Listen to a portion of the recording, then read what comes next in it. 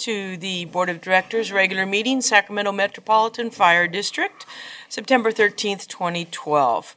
I hereby call this meeting to order and request everyone stand for the Pledge of Allegiance. I pledge allegiance to the flag of the United States of America and to the republic for which it stands, one nation, under God, indivisible, with liberty and justice for all. Thank you. All right, we have our Metro Cable announcement.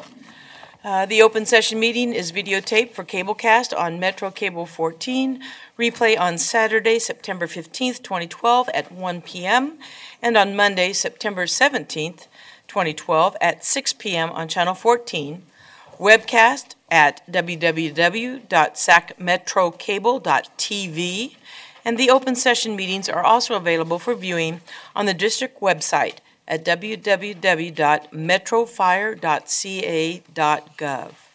Madam Clerk, do we have any speaker forms for the public opportunity to discuss matters of public interest within the district jurisdiction, including items on or not on the agenda? I have not received any. Thank you. Thank you very much. Chair will entertain a motion for the consent agenda, please. Moved and seconded. Please call the roll, Madam Clerk. Director Monk. Aye. Gould. Aye. Kelly. Aye. Scheidegger. Aye. Pearson. Aye. Jones. Aye. Director Zerzali. Newcomer absent. Motion passes. Director Clark has entered the building. He came in through the wall just like Superman. He can just come in. Is that an aye?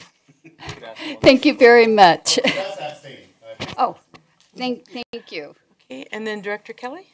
Yes, not sure who I should direct this to, maybe Mr. Jones.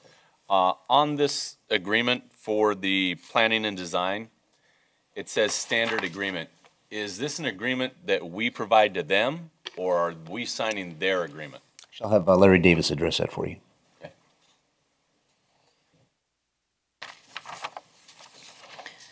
And welcome to the podium, Mr. Davis. Larry Davis, Chief Development Officer. Those are standard agreements for professional services that for design services, and then the other one is for completing the business plan for the simulation center. Both of those activities will be reimbursed from the grant. So that's what the standard agreement is. Was that the question? Hopefully I understand the question.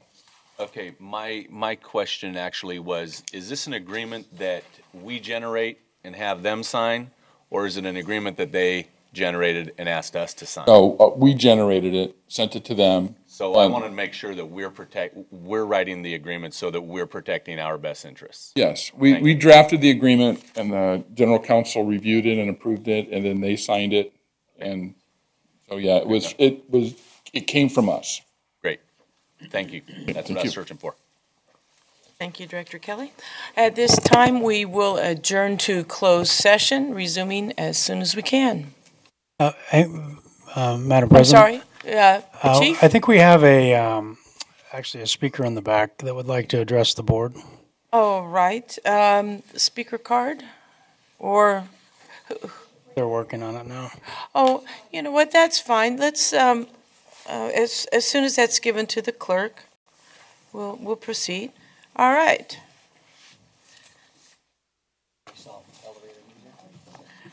You can sing.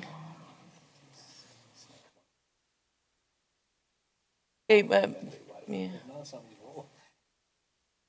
This is Mrs. Beck, and she wanted to speak to you about our billing from Whitman on the services that were given to her deceased husband. So,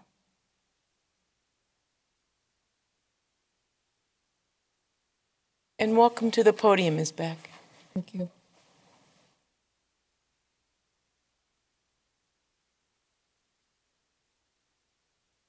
Julia Beck. Thank you. On the morning of June 28th, it became necessary for me to call 911. The fire personnel responded. And let me say right now, I couldn't ask for a better group of men. I have absolutely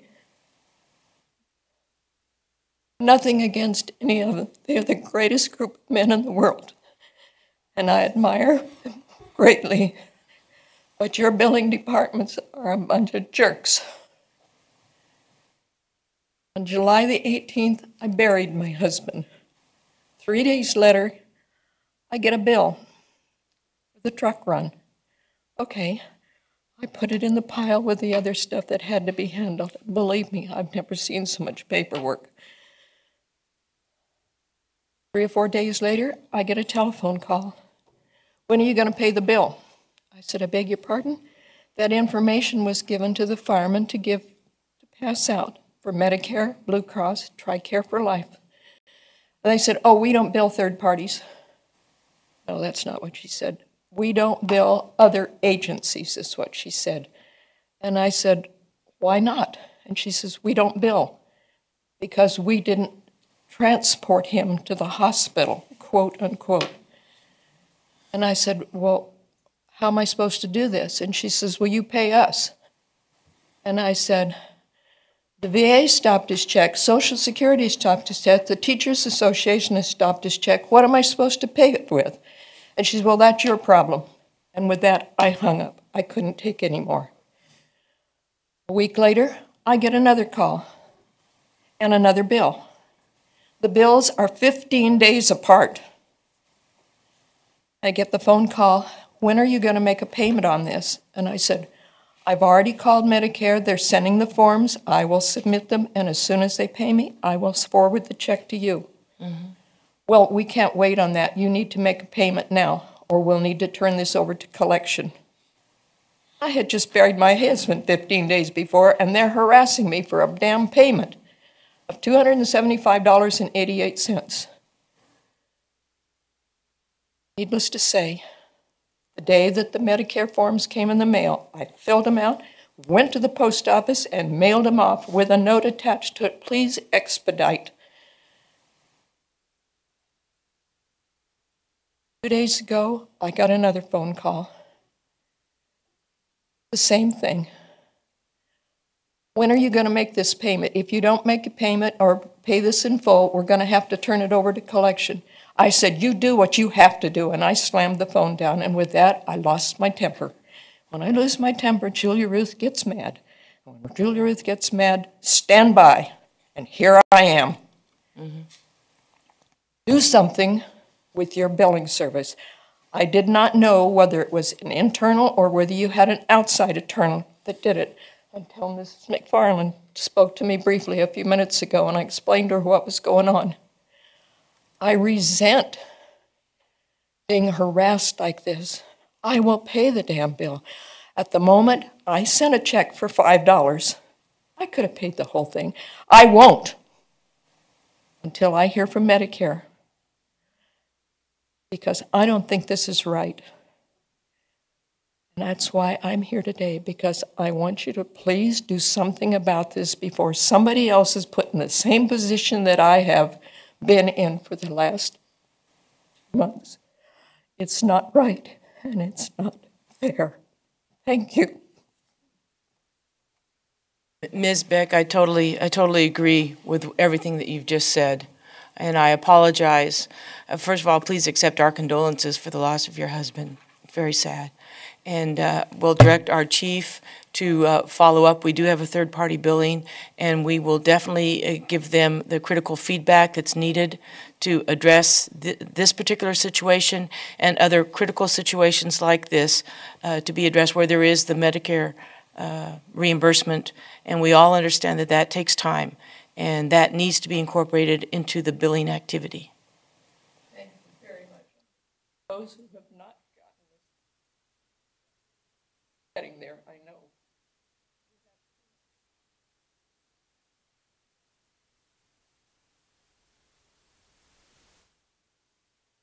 Late 80s, early 90s.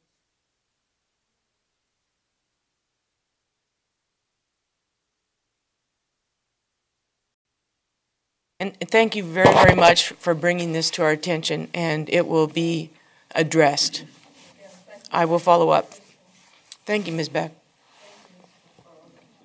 All righty. Yeah, yeah. That's outrageous. That's very outrageous. So, and then Chief, you can get back to me within a few days and let me know that this has been addressed. Yeah, Rhonda McFarland, the CFO, has taken all the information. She's going to make some inquiries tomorrow, and we'll get back to the board. Yeah, we'll get it straightened out Thank you. because when you get embroiled in that, the reimbursement business, one needs to have some patience and some respect. Okay? All right. With that, we will adjourn to closed session.